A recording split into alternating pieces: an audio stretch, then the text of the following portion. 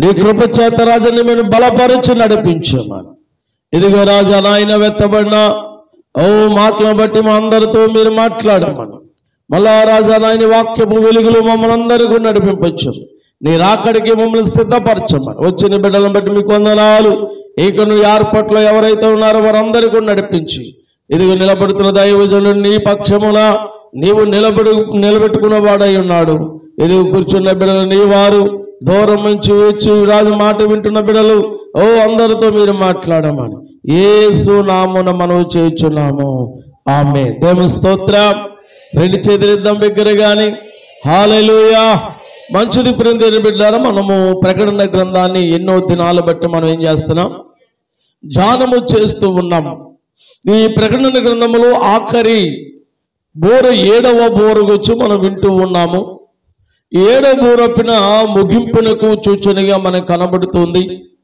ఈ యొక్క వచనాన్ని మనము గతంలో మనం 18వ వచనం వరకు మనం చదువుతూ ధ్యానం చేస్తూ ఇక 19వ వచనాన్ని మనం ధ్యానం చేస్తున్నాం. చూడండి, 15వ వచనం కొన్ని వచనాలు మనం చదువుకుందాం. 15వ వచనం నుంచి 7వ దూత బోర ఊదినప్పుడు పరలోకములో గొప్ప శబ్దము పుట్టెను. ఆ శబ్దములు ఈ లోక రాజ్యము మన ప్రభు రాజ్యమును ఆయన క్రీస్తు రాజ్యము ఆయన యుగ యుగముల వరకు అంతటా దేవుని ఎదుట సింహాసనముల ఆసీనులకు ఆ 24 పెద్దలు సాష్టాంగపడి దేవునికి నమస్కారం చేసిరి. వర్తమాన భూత భవిష్యత్ కాలములు ఉండు దేవుడైన ప్రభు సర్వాధికారి నీవు నీ మహాబలమును స్వీకరించి ఏలుచున్నావు గనుక మేము నీకు కృతజ్ఞత స్తుతులు చెల్లించుచున్నాము. జనములు కోపగించినందున చదవండి. జనములు కోపగించినందున మృతులు తీర్పు పొందుటకును నీ దాసులు ప్రవక్తలను పరిశుద్ధులగుటకును నీ నామమునకు భయపడిన వారికి తగిన ఫలమిచ్చుటను ఇచ్చుటకును గొప్పవారేమి కొద్దివారేమి భూమి నశింపచేయుటకును సమయం వచ్చి ఉన్నదని చెప్పేది. దేవుని స్తోత్రముగా. మీరు ఎందుకు ఈ మాట మీకు చదివించానంటే, ఆఖరు వచ్చడం మనకు తెలియాలంటే ఈ వచనాలన్నీ కూడా మనము చదువు తీరాలి. దేవుడు ఆ 7వ బోర ఊదినప్పుడు ఏమి సంగతులు జరుగుతున్నాయో గతంలో మనం విన్నాం. ఒకటి, గొప్ప పరలోకములు గొప్ప శబ్దము కలగా గొప్ప భూకంపం కలిగిందని మనం విన్నాం. రెండోది క్రీస్తు యొక్క రాజ్యము, అభిషేక్తి యొక్క రాజ్యము, అంతము లేని రాజ్యముల గురించి మనం విన్నాం. దేవుని స్తోత్రం. ఇంకా కిందకు వచ్చేటప్పటికి పరలోకములో దేవుడు సింహాసనం మీద ఆసీనుడై ఉన్నాడని, పరలోకములు 24 మంది పెద్దలు ఉన్నారని, ఆ 24 మంది పెద్దలు దేవునికి నమస్కరిస్తూ ఆయనకు కృతజ్ఞత స్తుతులు చెల్లిస్తున్నారని, అక్కడ చెప్తే మృతులైన వారికి తీర్పు తీర్చుటకును దాసులైన ప్రవక్తలు పరిశుద్ధులగుటకును నీ నామమును బట్టి భయపడిన వానికి తనకు ప్రతిఫలం ఇచ్చుటకును గొప్పవారేమి కొద్దివారేమి భూమి నశింపచేయుటకును సమయము వచ్చి ఉన్నది. దేవునికి సమయము వచ్చి ఉన్నదని ఇక్కడ మనము చూస్తూ ఉన్నాం.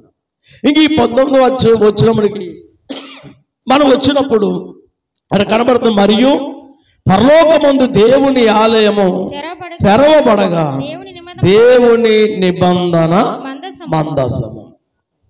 చూడండి, జాగ్రత్తగా ఆలోచన చేస్తూ ఈ మనం 19వ వచనం మనం చేస్తాం. ఆలయము అనే మాట కనబడుతుంది.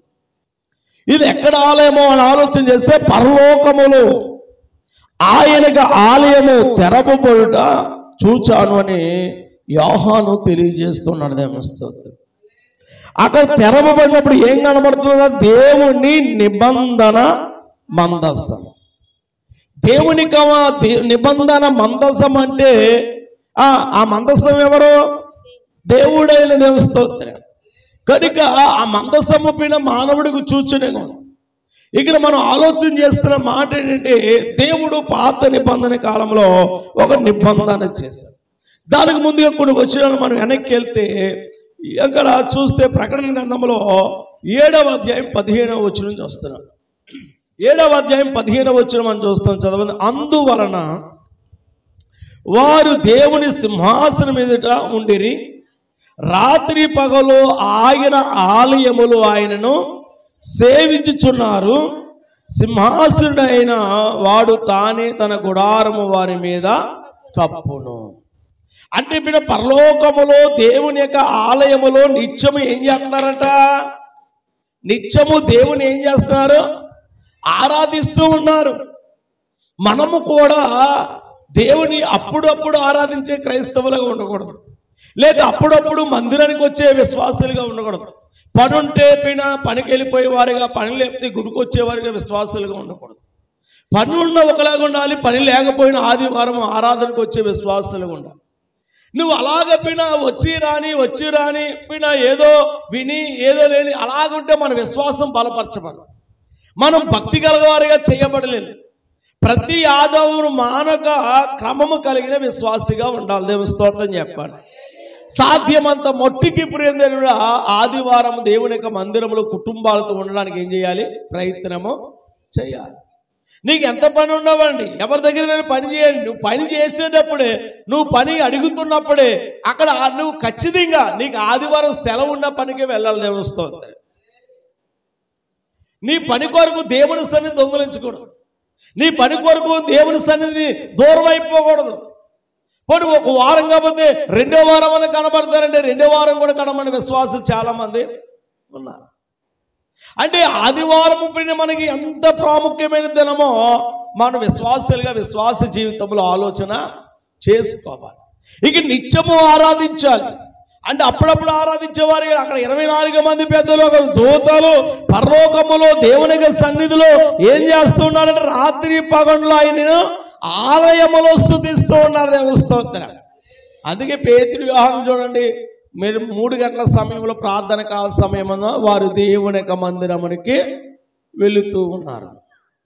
అంటే ప్రార్థన కాల సమయంలో ఒక ఆదివారం రావడమే కాదు, ఒక శనివారం ఉపవాస ప్రార్థనకే రావడం. ఖాళీ ఉంటే మందిరం ఇక్కడే ఉంది కనుక మందిరానికి వచ్చి ప్రశాంతంగా ఏం చేసుకోవాలి? చెప్పాలి ఏం చేయాలి? మందిరం పాస్టర్ వచ్చి తలుపు తీస్తానే వెళ్ళి వెళ్దాం అనే ఆలోచన కూడా విశ్వాసం. తాళాలు ఇక్కడ ఉంటాయి కాబట్టి చేసుకోవాలని ఆలోచన ఉన్నాయి కాబట్టి వెళ్ళి తాళాలు తీసుకుని ప్రార్థన చేసుకునే విశ్వాసాలుగా ఇంటికి కాబట్టి ఇక్కడ ఉన్న ప్రశాంతత ఇంటి దగ్గర ఉంటుందా? ఉండదు. ఇక్కడ ఉన్న ఏకాంతంగా చేసుకున్న ప్రార్థన ఇంటి దగ్గర చేయలేము. అందుచేత పని ఏమన్నా పూజ చేసుకుని ఖాళీ తెరిచి ఎక్కడికి వచ్చేయాలి? మందిరికి వచ్చేది. సిగ్గుపడకూడదు, అందరూ తిరిగి రావాలి అనే ఆలోచన ఉండకూడదు. అందరూ ఉన్నా లేకున్నా నీవు ఆత్మీయంగా బలపడిన దేవునితో సహవాసం చేయడానికి ఈ బలిపీఠం దగ్గర నువ్వు ప్రార్థన చేసుకునే విశ్వాసిగా ఉండాలి. విశ్వాసులే కాదు, యవనస్తులైన ఉపవాసులను ప్రేమించాలని ప్రార్థన చేసేవారిగా ఉండాలి. ఇలాగ మనం జాగ్రత్తగా ఆలోచన చేస్తూ అదే వచనంలో 16వ అధ్యాయం మొదటి వచనం కూడా చదువుతున్నాం. 16వ అధ్యాయం ప్రకటన గ్రంథము 16వ అధ్యాయం మొదటి వచనం చదువుతారా?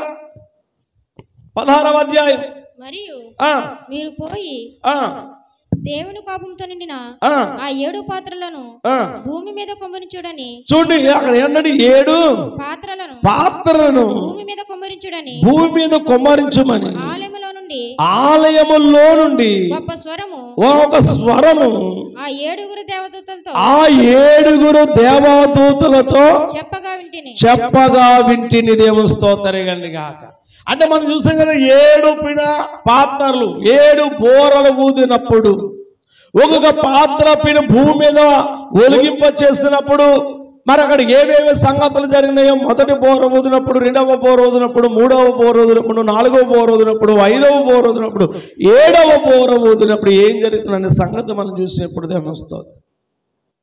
అంటే పరలోకములో ఒక స్వరం చెప్తుందండి, ఏమని? మరియు మీరు పోయి దేవుని కోపము నిండి ఉన్న ఆ 7 పాత్రలు భూమి మీద కుమ్మరించమని ఆలయములో నుండి ఒక గొప్ప స్వరము ఆ 7 దూతలతో చెప్పుట నేను వింటిని అని యోహాను తెలియజేస్తున్నదేమో. స్తోత్రం.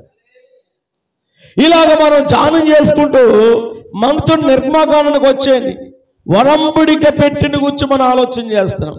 ఆలయంలో మందసమని పెట్టిన మనం చూసాం కదా, దాని గురించి మనం జాగ్రత్తగా నిర్గమాకాండము 25వ అధ్యాయంకి వెళ్తే నిర్గమాకాండము 25వ అధ్యాయం, నిర్గమాకాండము 25వ అధ్యాయం 10వ వచనం. వారు తుమ్మకర్రతో ఒక మందసము చేయవలెను. చూడండి, దేవుడు చెప్తూ ఉన్నాడు ఏమని? వారు తుమ్మకర్రతో ఒక మందసము చేయవలెను. దాని పొడుగు 2 మూరన్నర, దాని వెడల్పు 3.5, దాని ఎత్తు 3.5, దాని మీద మేలిమి బంగారు రేకు, చూడు మేలిమి బంగారపు రేకు పొదిగింపవలెను. లోపల వెలుపలను దానికి పొదిగింపవలెను, కరిగింపవలను. దాని మీద బంగారు జమును చుట్టూ కట్టి వెళ్ళను. దానికి 4 బంగారు బంగారపు ఉంగరములను పోతపోసి ఒక ప్రక్కను 2 ఉంగరములు, ఎదుటి ప్రక్కను 2 ఉంగరములను ఉండునట్లు దాని 4 కాళ్ళను వాటిని వేయవలెను. తుమ్మకర్రతో మోతకర్రలను చేసి వాటికి బంగారు రేకులను పొదిగించి వారితో ఆ మందసమును, చూడండి, వారితో ఆ మందసము మోయుటకు ఆ పక్కల మీది ఉంగరములను ఆ మోతకర్రలను దూర్చవలెను. ఆ మోతకర్రలను ఆ మందసమును ఉంగరములోనే ఉండవలెను. వాటిని దాని యొద్ద నుండి తీయకూడదు. ఆ మందసములో నేను నీకిచ్చు శాసనములను ఉంచవలెను. మరియు మేలిమి బంగారంతో కరుణపీఠములను వేయవలెను. దాని పొడుగు 3.5, 3.5, దాని వెడల్పు 3.5, మరియు 2 బంగారు కేరుబులను చేయవలెను. చూడండి, ఇక్కడ జాగ్రత్తగా మనం ఈ అధ్యాయములో 10 నుంచి 25 2వ వచనం వరకు చదివితే అక్కడ మందసముతో దేవుడు ఏం చేయమన్నాడట? ఏం చేయమన్నాడా? పెట్టె అన్నాం కదా, పరలోకములో ఒక పెట్టె, మందసము పెట్టె అని చూస్తాం. ఆ మందసము పాత నిబంధన కాలములోనే దేవుడు ఇశ్రాయేలు ప్రిన ఆరాధించుటకును ప్రత్యేక గుడారములో ఉన్న ఆ మందసమును వచ్చి చెప్తూ ఉన్నాడు. ఈ మందసము ప్రిని ఏ విధంగా చేయాలి అని అంటే ఏ కర్రతో చేయమన్నాడు? ఏ కర్రతోని చెప్పాలి? ఏ కర్రతో చేయమన్నాడు? తుమ్మకర్రతో చేయమని. విలువైన కర్రలు లేవా? ఏంటి విలువైన కర్రలు ఉన్నాయి లేదా? మనం ఇల్లు కట్టుకోవాలంటే ఏ కర్ర పడతాం? మాట్లాడుతున్నా చూస్తున్నాం, కట్టుకున్నాం కదా ఇల్లు. ఎవరైనా తుమ్మకర్రతో చేస్తావా? బొమ్మం పెట్టుకోమంటే తుమ్మకర్ర ఎట్టి అని సింపుల్గా చూస్తాం. అన్ని కర్రలకు గట్టిగా తుమ్మకర్ర చాలా గట్టిగా ఉంటుంది. కానీ తుమ్మ చెట్టుని చూస్తే ఎలా ఉంటుంది? చెట్టు నిండా ముళ్ళే ఉంటాయి. తుమ్మ చెట్టుని ఎవడన్నా ఇష్టపడతాడా? ఇష్టపడ్డాడు. మరి ఎందుకు దేవుడు విలువ లేని దాన్ని ఎందుకు పెంచాడు అని ఆలోచన చేస్తే తుమ్మకర్ర ఎవరికి సూచనగా ఉందంటే మానవుడికి సూచనగా ఉంది. కనుక విలువ లేని మనకి విలువిచ్చాడు దేవుడు. స్తోత్రం. కనుక దేవుడు ఆ మందసము అనగా మానవుడికి సూచనగాను దేవుడు ఆ మందసములో ఉన్న పలకలు ఆ యొక్క ఆహరోను కర్ర, మరి దేవుడు ఆ యొక్క సేనాయి పర్వతం దగ్గర 2 రాతి పలకలు, మన్నాగల పాత్ర, ఇవన్నీ కూడా ఎందులో ఉన్నాయంటే ఆ మందసము పెట్టెలో ఉన్నాయి. ఈ మందసము ఏంటి అంటే దేవుడు ఆ నివాసము చేయగల యోగ్యత కలిగిన మందసముకి అక్కడ మనం చూస్తూ ఉన్నాం. దేవుని స్తోత్రం చెప్పండి. అంటే ఈ మందసాన్ని దేనితో పొదిగించమన్నాడు? దాని కొలత చెప్పాడు, దాని ఎడల్పు చెప్పాడు, ఎంత పొడుగు ఉండాలో చెప్పాడు, దాని ఎక్కడెక్కడ ఏం పెట్టాలో, దాని బంగారంతో ఏం చేయమన్నాడు? బంగారంతో పొదిగించమన్నాడు. ఆకార వచనం మనం చూస్తున్నప్పుడు ఏం కనబడుతుంది చూడండి. మనం చూసాం కదా, 2 శాసనము గల మందసములో నీకిచ్చిన శాసనములను ఉంచవలెను. అంటే శాసనాలు అంటే ఇశ్రాయేలుకు పదాజ్ఞలు ఇచ్చాడు కదా, ఆ పదాజ్ఞలు అందులో ఉంచమని చెప్తున్నాడు. 22వ వచనం జాగ్రత్తగా ఆ 25, 22వ వచనం చదివితే ఆ మాట కనబడుతుంది. ఏ మాట కనబడుతుంది అంటే చూడండి, 21వ వచనం, నేను నీకు ఇచ్చు శాసనములు ఆ మందసములో ఉండవలను, అక్కడ నేను నిన్ను కలుసుకుని కరుణాపీఠము నుండి శాసనము గల మందసము ఆ మీద నుండి 2 కెరూబుల మధ్య నుండి నేను ఇశ్రాయేలు నిమిత్తము మీకు ఆజ్ఞ ఆజ్ఞాపించు సమస్తమును నీకు తెలియజేయదు అని మోషేకు తెలియజేస్తున్న దేవుని స్తోత్రం. కేకులు కూడా వచ్చేసారు, 2 చేతులు దేవుని స్తోత్రం. చూడండి, జాగ్రత్తగా ఆలోచన చేస్తున్నా. అంటే అందులో ఏముంచమన్నాడు అంటే శాసనాలు ఉంచమన్నాడు.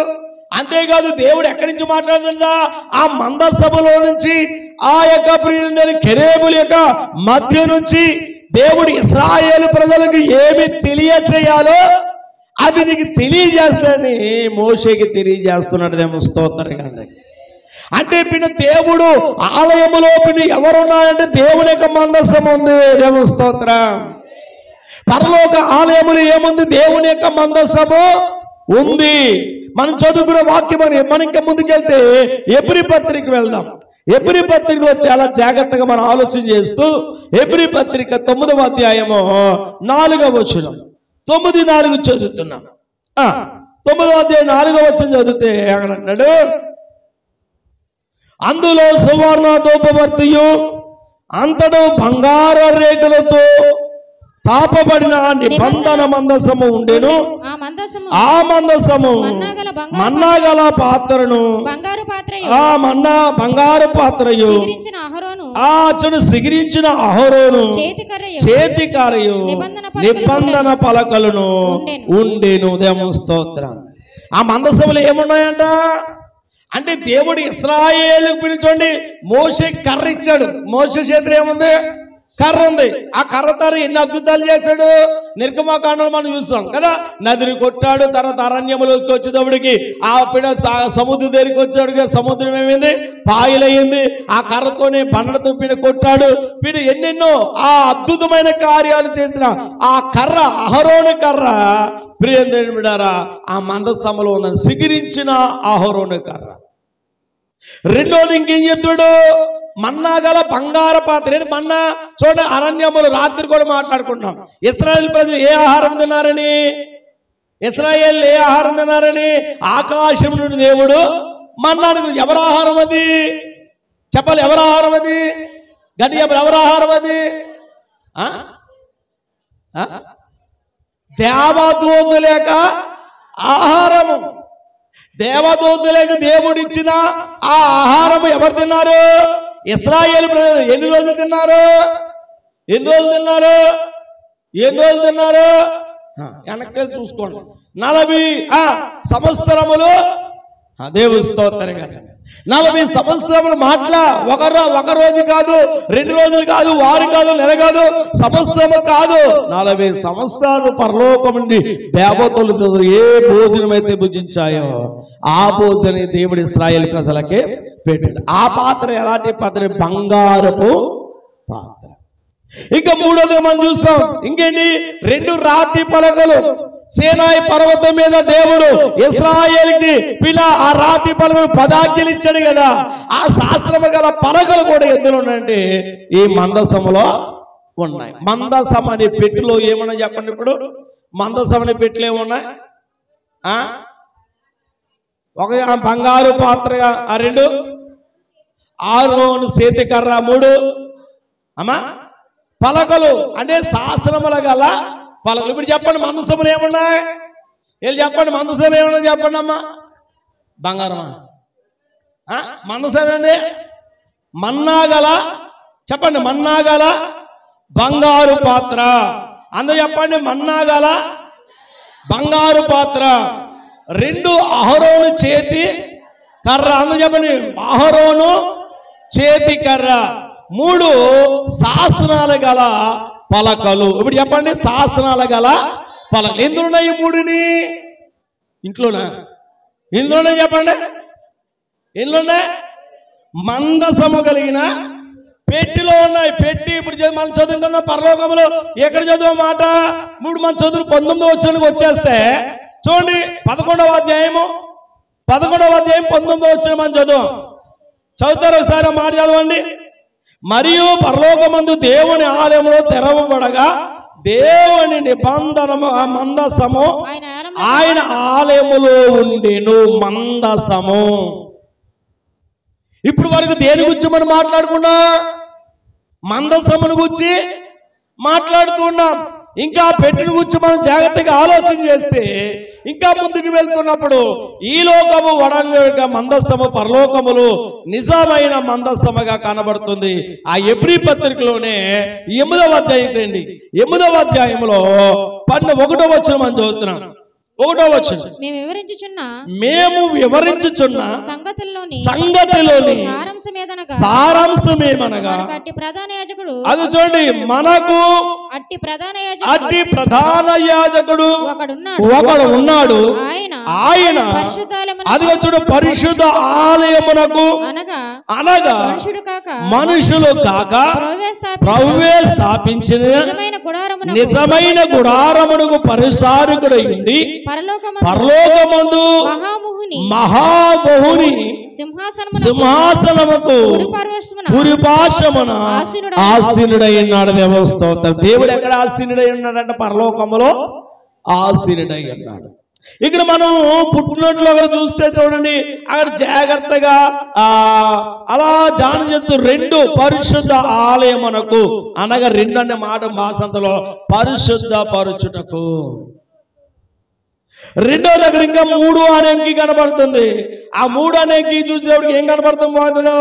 మహాత్మ యొక్క దేవస్థానం, అంటే దేవుని యొక్క ఆ కార్యమును మనం చూస్తే ఆయన ఏమై ఉన్నాడో, గొప్పవాడై ఉన్నాడు, మహోన్నతుడై ఉన్నాడు, మహాగణుడై ఉన్నాడు, పూజనీయుడు ఉన్నాడు. పరలోకములో ఎవరున్నారంటే దేవుడు తప్ప మరి ఎవరునో లేడు. దేవుని స్తోత్రం చెప్తామా? 2 చేతులు ఇద్దామా? ఇలాగ మనం 5వ వచనం కూడా మనం చదువుతున్నాము. 5వ వచనం దానిపైన కరుణాపీఠమును కొమ్ములుంచిన హిమము గల కెరూబులుండెను. వీటిని గురించి ఇప్పుడు విమర్శముగా చెప్ప వలపడదు. దేవుని స్తోత్రం. అంటే మందసము పైన చేసిన తర్వాత ఆ మందసం పైన ఏమున్నాయంట? 2 కరుణ కలిగిన ఏమున్నాయంటే కెరూబులు ఉన్నాయి. దేవుని స్తోత్రం. అంటే దేవతలాగా నెప్పి ఇలా ఉంగిని మందసం పైన అటొకటి ఇటొకటి ఎదురు బదురుగా ఆ పెట్టి మీద ఉండడం జరిగింది. దేవుని స్తోత్రం. వీలైతే ఆ పటాన్ని మీకు ఆ ఫ్లెక్స్ లో వేసి చూపిస్తా. దేవుని స్తోత్రం చెప్పండి. హల్లెలూయా. ఇలాగ మనం జాగ్రత్తగా ఆలోచన చేస్తూ మనం మందసముల గురించి మాట్లాడుకుంటూ ఇది ఒక వడంబడికి చేశాడు దేవుడు. ఎవరితో వడంబడికి చేశాడు? ఇశ్రాయేలు ప్రజలతో దేవుడు వడంబడికి చేశాడు. అంటే వడంబడి అంటే నిబంధన, వడంబడికి అంటే నిబంధన. అంటే దాన్ని ఇంకొక మాటలు చెప్పండి, ప్రమాణము. ఏం చెప్పండి? నిబంధన. ఒక్కొక్కసారి మనం కూడా ప్రమాణాలు చేసుకుంటాం, అవును కదా? ఇద్దరు వ్యక్తులు ఉన్నారంటే వారిద్దరి మధ్యన ఏముంటది? ఒక ప్రమాణం ఉంటుంది, లేదా ఒక వడంబడికి ఉంటుంది. ఆ వడంబడికి వచ్చే మందసము ఎక్కడ చూస్తామో? పాత నిబంధన కాలంలో ఇశ్రాయేలు మధ్యన వారి గుడారములు అనగా ఆవరణము పరిస్థితి స్థలం, అతి పరిస్థితి స్థలం. అతి పరిస్థితి స్థలములు ఎవరుంటారంటే మందసం ఉంటుంది. అర్థమవుతుందన్నమాట. అతి పరిస్థితి స్థలంలో మందసం ఉంటుంది, రొట్టెల బల్ల ఉంటుంది, దీప వేదిక ఉంటుంది. ఇవన్నీ ఎక్కడ ఉంటాయంటే అతి పరిస్థితి స్థలంలో కనబడతాయి. అతి పరిస్థితి స్థలములో మందసం అనేది కనబడుతుంది. దేవుని స్తోత్రం కండి. హల్లెలూయా. ఇప్పుడు మందసం ఎవరని మనం అనుకుంటున్నాము? మందసము పైన మానవుడికి సూచనగా ఉందంటాం. ఆ మందసమే దేవుడై ఉన్నాడని మనం చూస్తున్నాం. ఆ మందసం పిట్లు ఏమున్నాయని మనం నేర్చుకున్నా? ఏమున్నాయని 3 వస్తువులు మనం చూస్తున్నాం. మొదటి వస్తువు అని చెప్పండి? మన్నా బంగారు గల పాత్ర. మర్చిపోకూడదు. 2 అహరోను సిగిరించిన కర్ర. 3 2 రాతి గల పలక, అంటే శాసనములు గల పలకలు. ఈ 3 వస్తువులు ఎందులో ఉన్నాయి? మందరసము కలిగిన పెట్టిలో ఉన్నాయి. దేవుని స్తోత్రం. ఈ 3 అనుభవాలను మనం వెళ్ళాం. ఇశ్రాయేలు దేవుడికి ఆ శాసనాలు ఇచ్చాడు. 2ది మోసే చేతిలో అహరోను కర్రను మనం చూస్తాం. 3వది ఆకాశం నుండి 40 సంవత్సరాలు వాళ్ళు మన్నాను ఏరుకున్న పాత్ర బంగారంతో చేయబడింది. దేవుని స్తోత్రం కండి. హల్లెలూయా. ఇలాగ మనం జాగ్రత్తగా ఆలోచన చేసుకుంటూ దేవుడు సీనాయి పర్వతం దగ్గర ఇశ్రాయేలు జాతి చేసిన వడంబడికను మనం చూస్తున్నాం. ఎక్కడ చేశాడంటే వడంబడిక? సీనాయి పర్వతం దగ్గర వడంబడిక, అంటే నిబంధన. వడంబడిక అంటే ఏంటి చెప్పండి? నిబంధన. ఈ నిబంధన ఎక్కడికి చేస్తాడు అంటే దేవుని యొక్క పర్వతం, సేనాయి పర్వతం. ఈ 2 రాత్రి పలుకులు 10 ఆజ్ఞలు ఎక్కడిచ్చాడు దేవుడు? ఎక్కడిచ్చాడు? ఆ సేనాయి పర్వతం దగ్గరే 40 రోజులు మోసి ఎక్కడున్నాడు? సేనాయి పర్వతం పైన 40 రోజులు రాత్రి పగలు అక్కడ గడిపి దేవుడు చేతి వ్రాత ద్వారా మనం నేర్చుకున్నాం కదా పోయిన వారం. వాక్యము దేవుని చేత రాయబడిన వాక్యము, దేవుడు పిన వ్రాసించిన పిన వాక్యము, రాత పిన నిబంధన పలకలు. ఆ నిబంధనలు ఎవరు రాశారని నేర్చుకున్నా? దేవుడే రాసి ఇచ్చాడు. ఎన్ని ఆజ్ఞలు? 10 ఆజ్ఞలు. ఆ 10 ఆజ్ఞలు మనం ఎక్కడ చూస్తాము? నిర్గమాకాండములు 20వ అధ్యాయంలో చూస్తాం. ఇంక ముగించేస్తుందని చూడండి. నిర్గమాకాండానికి వస్తే 25వ అధ్యాయానికి వచ్చేది. నిర్గమాకాండం 25వ అధ్యాయం 17వ వచనం మనం చూస్తున్నాం. 17వ అధ్యాయం 25:15. నిర్గమాకాండము 25:15 చదువుతాం. చదవమ్మా. 20వ అధ్యాయం 15వ వచనం. 25:15. ఆ మోతకర్రలను ఆ మందసము గల ఉంగరముల్లోని ఉండవలను, వాటిని దాని యొద్ద నుండి తీయకూడదు. దేవుని స్తోత్రం గాక. చూడండి, ఎక్కడి నుంచి తీయకూడదు అంటున్నాడు దీన్ని? పరిశుద్ధ స్థలములోని ఉన్న స్థలములో నుంచి వాటిని ఏం చేయకూడదు? తీయకూడదని తెలియచేస్తున్నాడు. ఇలాగ మనం ఇంకా ముందుకెళ్తే ప్రకటన గ్రంథానికి వచ్చేది 4వ అధ్యాయం 5వ వచనం చదువుతున్నాం. 4వ అధ్యాయం 5వ వచనం చూడండి. 4వ అధ్యాయం 5వ వచనం. ఆ సింహాసనంలో నుండి మెరుపులను, ధ్వనులను, ఉరుములను బయలుదేరుచున్నవి. మరియు ఆ సింహాసనం ఎదుట 7 దీపములను ప్రజ్వలించుచున్నవి అని దేవుని 7 ఆత్మలు. దేవుని స్తోత్రం. చూడండి, ఆ 7 దీపములు ఏమై ఉన్నాయంటే 7 ఆత్మలు, 7 దీపములు, 7 ఆత్మలు పడగానే ఏమని ఆ పాట మనం రాస్తాం. స్తోత్రించేదము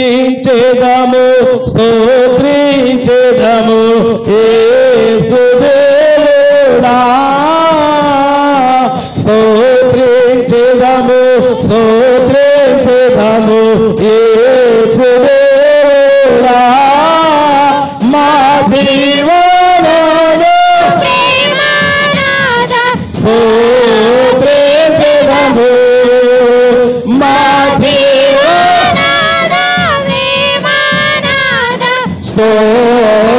స్తోత్రము. 7 నక్షత్రములు 7 ఆత్మలను, 7 నక్షత్రములు 7 ఆత్మలను కలిగిన వాడు కరుణించువందు కాపాడు, కలిగిన వాడు కరుణించువందు కాపాడు. స్తోత్రించెదము యేసుదేవుడా, స్తోత్రించెదము యేసుదేవుడా,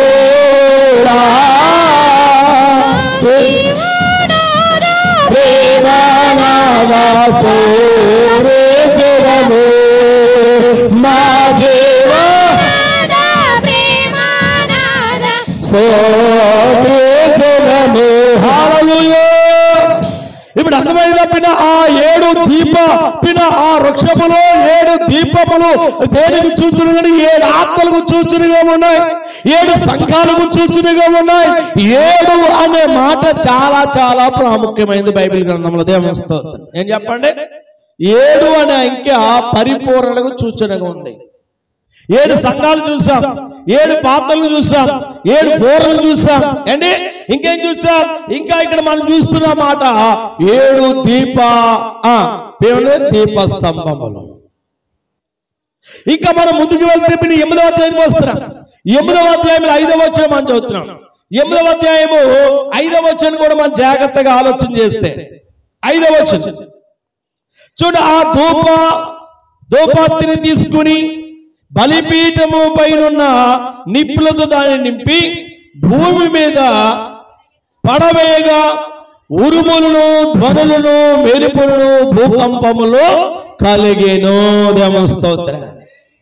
అంటే పీన భూమి మీద పీన ఒక్కొక్క బోర ఊదుచున్నప్పుడు జరిగే సంఘటన మనం చూస్తూ ఉన్నాం.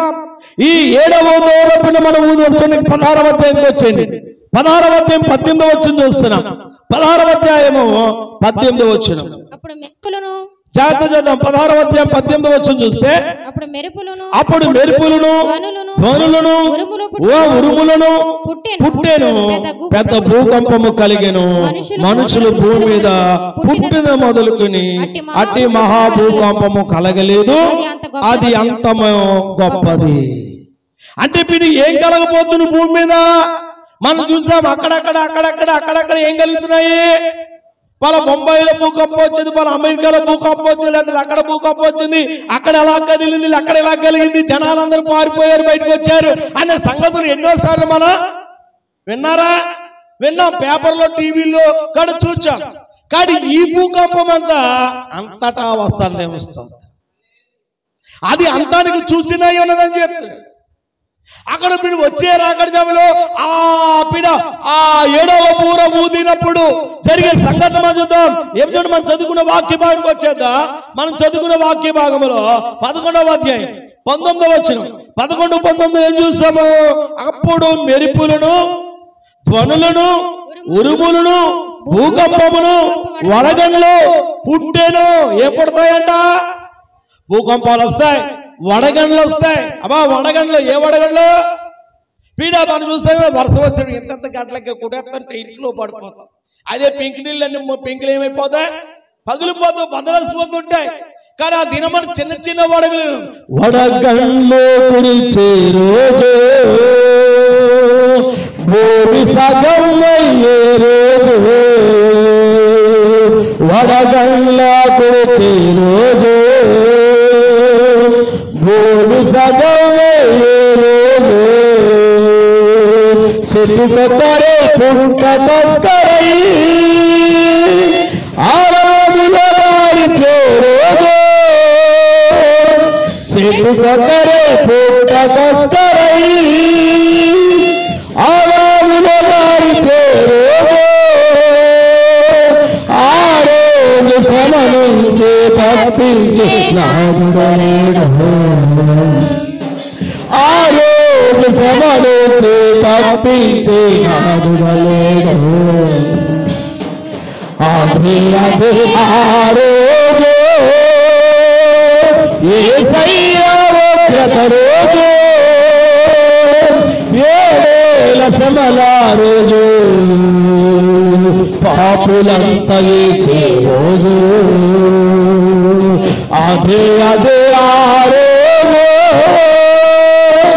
యేసయ్య ఉగ్రత రోజు.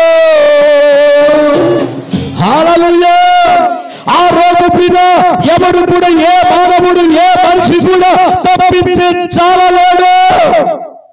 భూమి మీద వడగండ్లు వస్తాయి, ఉరుములు వస్తాయి, పిడుగులు వస్తాయి, భూకంపాలు వస్తాయి, గొప్ప సంభవాలు జరగబోతున్నాయి. ఇవన్నీ ఎదురవుతున్నాయి అంటే మనమందరూ కూడా దేవుడి రాకడికి దగ్గరగా ఉన్నామని గుర్తెరగాలి. వరుస వచ్చినప్పుడు ఏమన్నా అనిపిస్తుందండి? రాత్రి కోటం అయ్యేదాకా చింట్లడితే చెప్పింది కదా పైకి కిందకు చూస్తానని. నేనేమన్నాను రాత్రి? చెప్పండి, రాత్రి ఏమన్నాను? కోటం అయిపోయేదాకా సమస్యలే దేవుని స్తోత్రగండి కాక. హల్లెలూయా. అప్పుడు వెళ్ళిపోయారు. వీటికి ఇంటికి వెళ్ళిపోయి సినికలు పడుతున్నాయి. అయ్యగారు వర్షం వస్తున్నా సినికలు పడుతున్నాయని అంటుంది. వీళ్ళు మధ్యరాత్రి ఇంకా ఎక్కువై పొద్దున వరకు కూడా దేవుని స్తోత్రం చెప్దామా? రెండు చేతులు ఇద్దామా? సేవకుడు మాట అన్నాడంటే దేవుడు దాన్ని ఏం చేస్తాడు? స్థిరపరుస్తాడు. దేవుని స్తోత్రం. మీకు తెలీదు, చాలా మంది మీ దగ్గరికి వచ్చి మన నరంపాల విశ్వాసాలు మీ పాస్కర్ నెంబర్ 1 ప్రార్థన చేస్తారు. దేవుని స్తోత్రం చెప్పండి. హల్లెలూయా. ఎందుకు విషయాలు మీకు చెప్తున్న? కార్యాలు చేసేవాడు ఎవరు? దేవుడు. మనలో ఏమిలే, మనం ఒక పాత్ర అంతే. దేవుని స్తోత్రం. మనము పిన దేవుడి కొరకు వాడబడుతున్నప్పుడు అది నీవైనా నేనైనా అక్కడ దేవుడు ఆయన కార్యాన్ని ఆయన ఏం చేస్తాడు? జరిగిస్తాడు. అందుకే మనం ఎలా ఉండాలంటే శక్తిమంతులుగా ఉండాలి. మనం బలవంతులుగా ఉండాలి. అందుకే మనం చూస్తున్నాం 11వ అధ్యాయం అంతా పూర్తయింది. పరలోకములో ఒక ఆలయము తెరబడ చూచుచుని అక్కడ మందసము ఒక పెట్టి ఉంది. ఆ మందసము పెట్టిన దేవుని యొక్క ఆ ఆలయములో ఉరుములను ఇంకేమంటే ఉరుములను మెరుపులను ఇంకే గొప్ప భూకంపము కలుగుట చూచుచునని యోహాను చెప్తున్నాడు. గనుక ఇవన్నీ ఎందుకు చెప్తున్నా, ఇవన్నీ జరగవలసినవి, భవిష్యత్తులో రావాల్సినవి. అందుకే దేవుడి ప్రకటన గ్రంథాన్ని ఎన్నో దినాలు పిలిచి ప్రారంభించి 6 నెలలు ఎంత అవుతుందో స్తోత్రం. హల్లెలూయా. ఇది అయ్యేదాకా దేవుడితో చెప్పాడు, ప్రకటన గ్రంథాన్ని సంఘానికి చెప్పాడు దేవుని స్తోత్రం. అందుకే మీకు విసిగి లేకుండా ఒక వారం దేవుని యొక్క వాక్యములో అనేక విషయాలు చెప్తున్నాను. ఈ ప్రకటన గ్రంథం పూర్తి చేయాలని దేవుడు నాకు బయలుపరిచిన దాన్ని మట్టుకు మీకు తెలియచేయాలని ఆశపడుతున్నాను దేవుని స్తోత్రం. 2 చేతులు ఇద్దామా, బిగ్గరగా చెప్తా హల్లెలూయా. మోకరించని ప్రార్థన చేద్దాం. ప్రభువా నీకు వందనాలు, ఇంతవరకు మాకు తోడై ఉన్నావు, మీరు మాతో మాట్లాడారు రాజా. మాట్లాడిన ప్రతి మాట హృదయంలో ఫలింపచేసి నిరంతలుగా అయ్యా ఫలింపచేయండి. లైవ్ ఉన్న బిడలు, సంఘములో ఉన్న బిడలు, దూరస్తులందరికీ నీ రాకడగుచ్చి ఆ 7వ పూర్వ ఊదినప్పుడు ఏమి జరుగుతున్న సంగతులు రాజా నీ ఉగ్రత పాత్ర గురించి మీరు మాట్లాడినందుకు స్తోత్రాలు. సంఘానికి ఉద్యమింపచేసి నడిపించి నిరంతరంగా వాక్యాన్ని ఫలింపచేయమని యేసు నామమున మనం చేయొచ్చు.